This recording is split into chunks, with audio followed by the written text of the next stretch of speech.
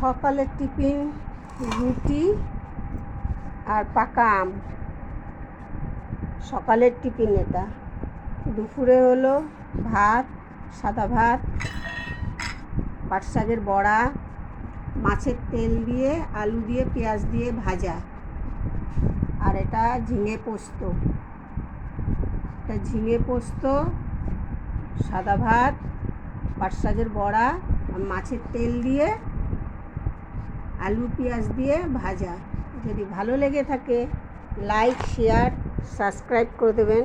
RGR রান্নাঘরের রুমা।